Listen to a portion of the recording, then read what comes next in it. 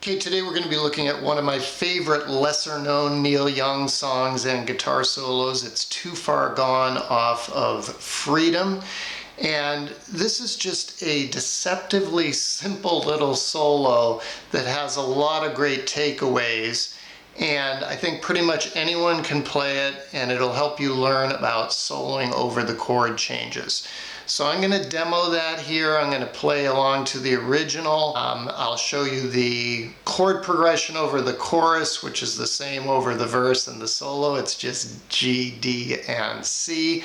And then we'll leap right into the solo, and then I will break it down for you on the other side.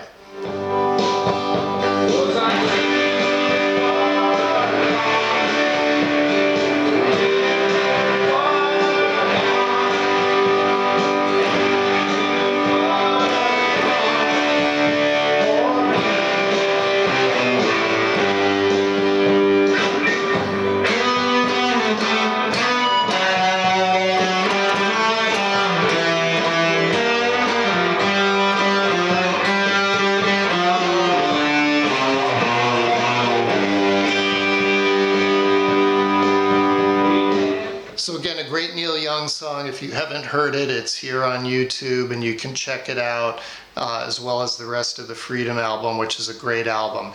Rockin' in the Free World maybe overshadowed this one a little bit. I think if this had been recorded by a big country artist, it probably would have been a huge hit with the lyrics, classic country lyrics about drinking and love and stuff. And the other thing that's really interesting about it is, in the middle of this very country song, you know, Frank's playing mandolin and stuff, Neil throws in this absolutely filthy solo. I mean, this is just gnarly, one of his most overdriven guitar tones, just pure raunch.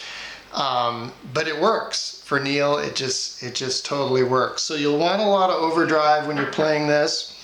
Again, we're in the key of G major. But here's where it's a little bit deceptive. When I was first learning how to play lead guitar, I was so locked into pentatonics that some of these notes threw me off because he's not playing the G major pentatonic scale. He is playing the chord changes. And so again, even though Neil is being sound sloppy, there's a lot of precision in this. So we're starting over the G chord. He's sliding into a note out of a G chord. It's the B note at the 4th fret, 3rd string. And notice I'm going to use my index finger for these first few notes to get in position to go up into the 5th position here in a minute, okay? So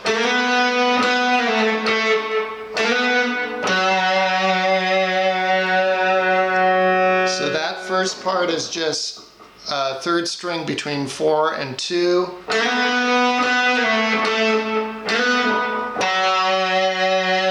And this is the note, okay, this F sharp note, because it sticks out like a sore thumb in a one way, but another way it's perfect. Because when I was first learning this, I was like, what the hell is he doing there? That note's not in the G major pentatonic scale. And it's not, but it is the major third of a D major chord, and the chord change has happened there. The progression has changed to the D chord. And so a lot of times when people are playing the changes, they'll land on the root of that new chord, in this case the D. They'll land on the 5th of that new chord, in this case the A. Landing on the major third is the strongest statement, essentially. It's the strongest way to emphasize that the chord has changed. And he does. He really nails that note and kind of sits on it. So this is sort of the first takeaway in playing the chord changes, that if you really want to emphasize that change, play the 3rd. If it was a minor chord, then you play the minor 3rd, but it's the major 3rd of a D major triad. Okay, so.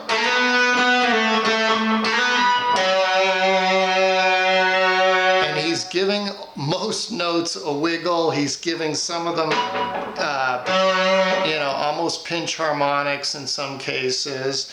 Then the chord's going to change to a C, so he's going to walk up into So that's just 4/5 hammer on 7 on the 4th string.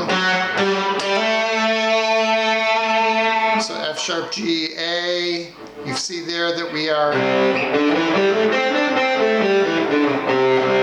gone into a C major box there. He hits that E note twice. Of course, that's the major third of the C chord. We're still over the C chord at that point. So far we've got.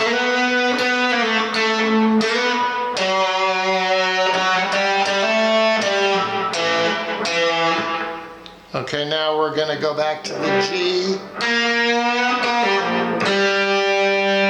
He's bending the 3rd fret, 3rd string.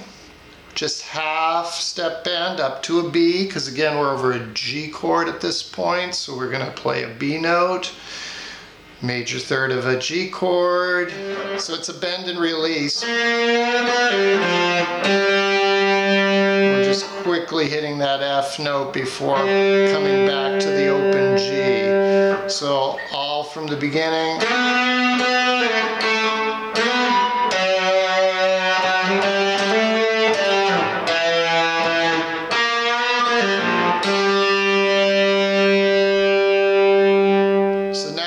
We're just hanging over the G chord. He's pushing that F note up a half step to F sharp. And then playing the open 3rd string. Think of that as you're over a G chord and you're going minor 7, major 7, G, root.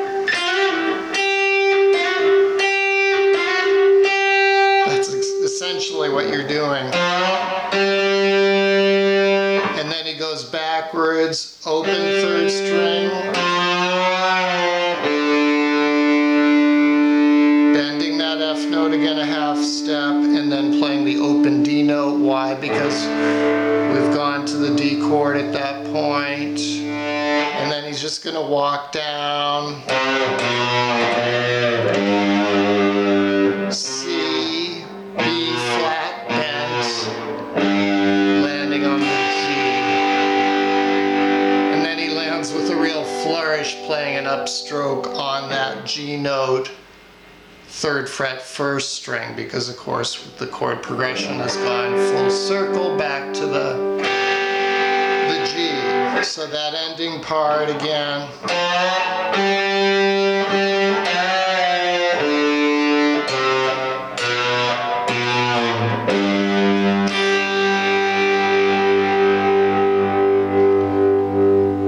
So a couple of takeaways here today. One is, of course, playing the chord changes and being so bold as to even hit the major 3rd when you're doing the chord changes.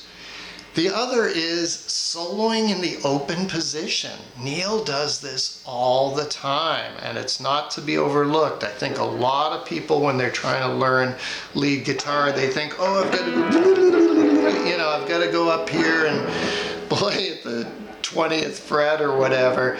No, you can play a perfectly raunchy rock and roll solo in the open position.